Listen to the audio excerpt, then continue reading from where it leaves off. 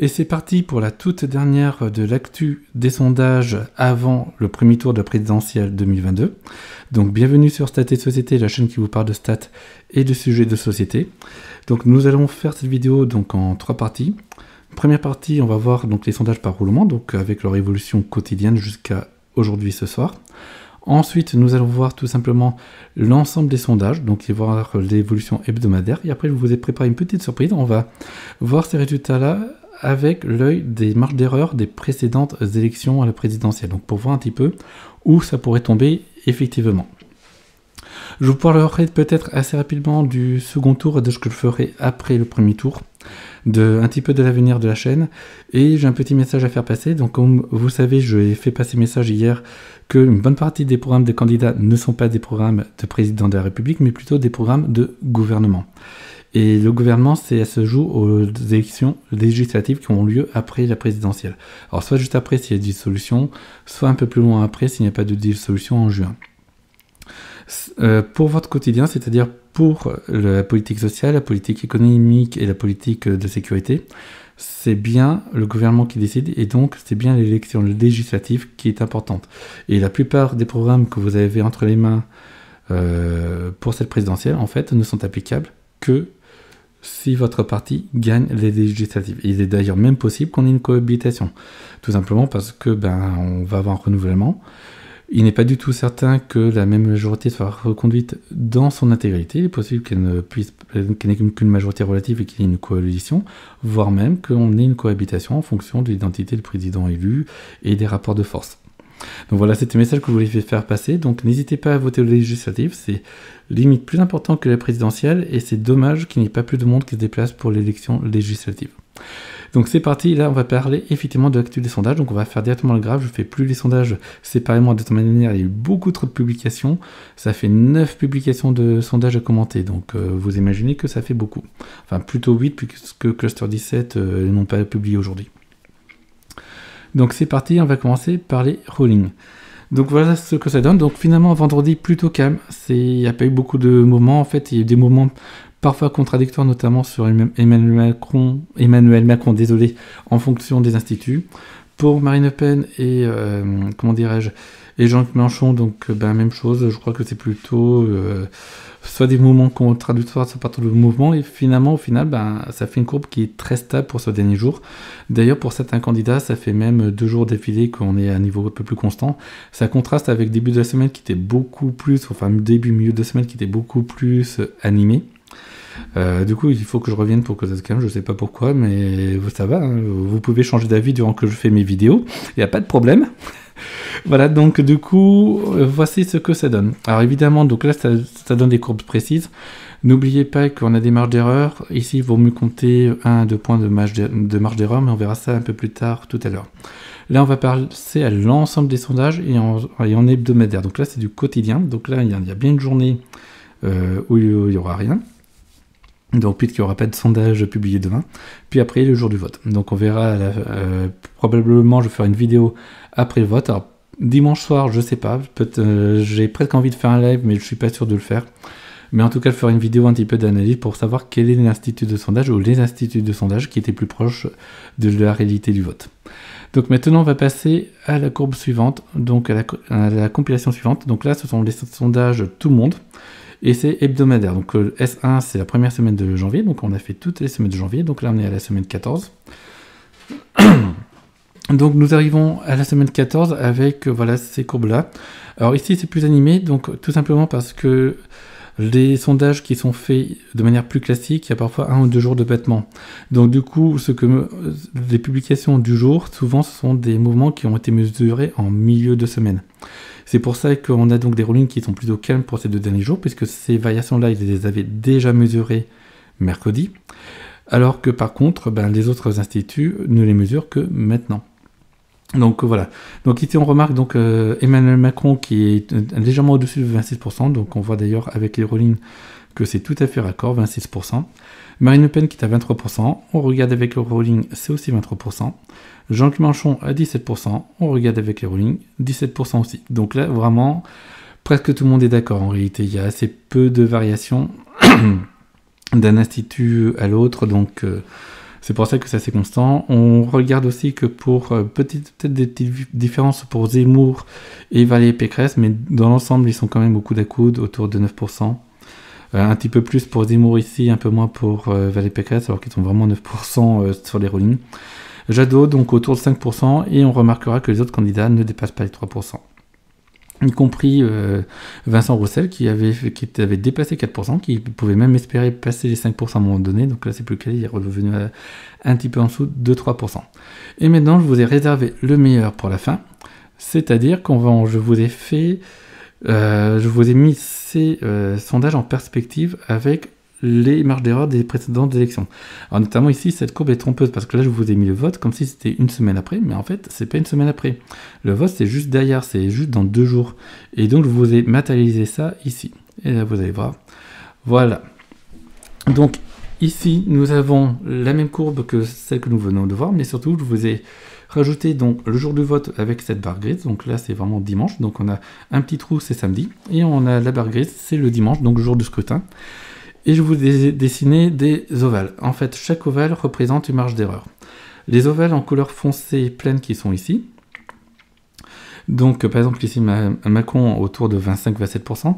C'est la marge d'erreur moyenne lors de l'élection de 2017, de la précédente élection. Donc, en général, les instituts de sondage avaient trouvé des scores à plus ou moins 1 point près, parfois même en dessous. Notamment Jean-Luc Mélenchon, ils étaient à un demi-point près, ils étaient entre 19 et 19,5, il y a eu 19,58, donc c'était vraiment pas loin. Et je crois que Macron, ils étaient vraiment à 24, pas loin du tout non plus. Ensuite, en couleur un peu plus claire autour. Donc pour Emmanuel Macron, c'est entre 24 et 28% ici. C'est la marge d'erreur maximale de 2017. Donc notamment, par exemple, pour Marine Le Pen et pour, que je dise pas de bêtises, c'était... Et pour le candidat socialiste, désolé, j'ai oublié son nom, la marge d'erreur était d'environ 1,7 points, donc un peu plus élevé, donc là je vous ai matérialisé en plus gros. Ici, pour Éric Zemmour et Valérie Pécresse, je voulais matérialiser un gros ovale plein, tout simplement parce que là, il est impossible de savoir lequel sera dessus de l'autre, donc ça allait faire un énorme pâté. Donc, grosso modo, j'ai pris la marge d'erreur max et j'ai mis au plus, donc ils seront dans ces eaux-là. Typiquement, Valérie Pécresse devrait être donc entre 7 et 9% selon le sondage, et Éric Zemmour entre 8 et 10%, et puis éventuellement un peu plus.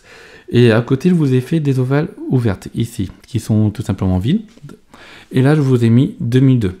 Donc c'est le max de marge d'erreur pratiquement, donc c'est plus de 3 points, c'est 3 points et demi environ. Ça fait effectivement quelques recouvrements, mais ça ne fait pas de miracle. Par exemple, j'ai vu dans les réseaux sociaux que certains espéraient un second tour entre Jean-Luc Mélenchon et Marine Le Pen. Cela voudrait dire une erreur de la part des sondages qui serait bien plus importante que celle du 21 avril 2002. C'est-à-dire vraiment un record absolu en termes d'erreur. C'est très très très peu probable. Et là, on voit que même pour que Mélenchon soit au second tour, il faudrait vraiment le même type d'erreur qu'en 2002, sachant que les instituts de sondage testent sur des échantillons plus grands. Alors certes, ils corrigent toujours, donc à la baisse, à la hausse. Je crois que Emmanuel Macron est plutôt corrigé à la baisse de moins 2 points, Marine Le Pen plutôt corrigé à la hausse de plus de points. Donc vous voyez un petit peu les chiffres bruts là-dessus qui s'affichent. Donc voilà. Donc là, ça vous donne ici. Donc effectivement, qu'est-ce qu'on peut en conclure là-dessus? C'est que très probablement Emmanuel Macron sera en tête, du moins avec de bonnes probabilités, mais les probabilités qu'il passe derrière Marine Le Pen ne sont pas non plus négligeables. C'est-à-dire qu'on va dire qu'il y a peut-être 80-90% de chances qu'il soit devant, et 10-20% de chances pour qu'il soit derrière Marine Le Pen. En tout cas, il est très improbable que Emmanuel Macron ne soit pas au second tour. Marine Le Pen est elle aussi presque assurée d'être au second tour, avec une probabilité légèrement plus forte, avec peut-être 1% de probabilité, pour qu'elle n'y soit pas si jamais il y a le même type d'erreur qu'en 2002. Donc elle serait entre 22 et voire un peu plus de 24%, donc un peu plus d'un point. L'erreur moyenne c'était plutôt 1,1 point. Donc voilà, pour ce qui concerne Jean-Luc Mélenchon, il sera probablement donc entre 16 et 18%. Donc que je ne dise pas de bêtises, c'est bien ce que j'ai mis. Et il est quasi certain qu'il soit entre 16 et 19, que je ne dise pas de bêtises, oui c'est ça, entre 15,5 et 19% on va dire, quelque chose comme ça, et il sera difficilement au-dessus des 20%. Et Marine Le Pen sera difficilement en dessous des 20%. Éric Zemmour et Valérie Pécresse subissent la malédiction du 10%. Alors 10% en fait, une élection présidentielle, c'est un peu une malédiction, c'est un gros score parce que c'est quand même plusieurs millions de personnes qui ont voté. C'est quand même souvent des mouvements qui représentent quelque chose, donc c'est important. Mais c'est pas une position stable. Lorsque je dis pas une position stable, c'est très rare qu'un parti fasse plusieurs fois 10%.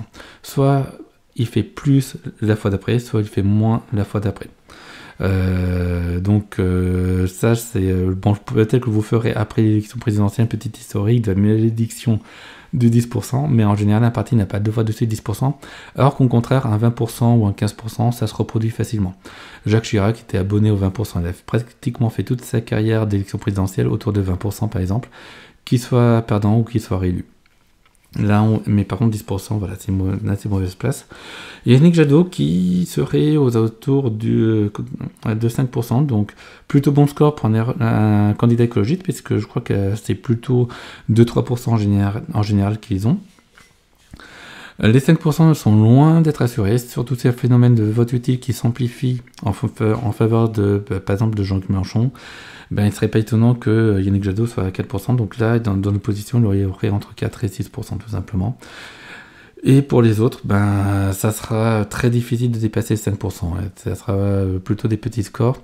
Et si l'effet de vote utile s'amplifie, ça sera des scores encore plus petits. Voilà.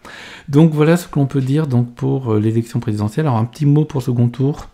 Actuellement, donc, les sondages tournent autour de 52 à 53% en faveur d'Emmanuel Macron face à Marine Le Pen. Je ne vais pas parler des autres hypothèses parce que, comme on peut le voir, les autres hypothèses sont quand même très improbables. Rapidement, Emmanuel Macron contre Jean-Luc Mélenchon, ça serait un 59-41%, donc selon les sondages, mais c'est très peu de sondages qui testent cette hypothèse-là. Donc voilà, donc ça va être assez serré, donc c'est aussi pour ça, donc je vais dire 2 mots sur l'avenir de la chaîne. Je vais publier moins de vidéos entre les 2 tours, tout simplement parce que ça va être très tendu, donc je sens que la campagne va être très tendue entre les 2 tours. C'est beaucoup moins intéressant entre les 2 tours parce que c'est juste 2 candidats qui, l'un est un peu plus au-dessus de 50%, l'autre un petit peu en delà. J'aurai de toute manière énormément de pouces rousses, quel que soit le score que je donne, parce qu'il y aura forcément des personnes qui ne seront pas contents. Donc campagne très tendue, donc je vais peut-être faire 1 ou 2 vidéos. J'essaierai de faire une vidéo vendredi pour essayer de faire une cible. Il faut voir aussi que les instituts de sondage sont moins précis pour le second tour. Alors on n'y a pas eu encore d'inversion, c'est-à-dire que lorsque les instituts de sondage donnent un gagnant, en général c'est lui qui sort. Il est arrivé que les instituts de sondage sont incapables de donner un gagnant, je crois que c'était en 74, et c'était vraiment l'élection qui avait été à suspense. Après il n'y a pas eu d'inversion. Bon, on peut parler quand même de 2012, Nicolas Sarkozy contre François Hollande qui s'est terminé beaucoup plus juste que prévu. Donc là les scores sont déjà un peu plus justes puisqu'on est dans du 52,5 contre 48,5, voire 53 contre 47%, c'est entre ces eaux-là. Donc ça va être moins intéressant, plus tendu. Un historique d'élection lui aussi moins intéressant, donc je vais pas forcément le faire. Ou je vais le faire, mais à plus petite dose, peut-être vendredi un petit sondage, et puis après il faudrait peut-être une analyse de post-second tour. Maintenant, l'avenir de la chaîne au-delà de présidentielle, donc je pense que je vais faire quelques émissions avant les législatives, tout simplement. Je vais peut-être parler un peu plus de sujets de société, le thème de campagne. Là encore, les sondages pour les législatives sont jamais très bons, tout simplement parce que c'est pas une élection qui est vraiment directe, c'est par circonscription. Et ça, les instituts de sondage savent beaucoup moins mesurer. C'est le même problème d'ailleurs qu'il y a aux États-Unis pour les élections présidentielles.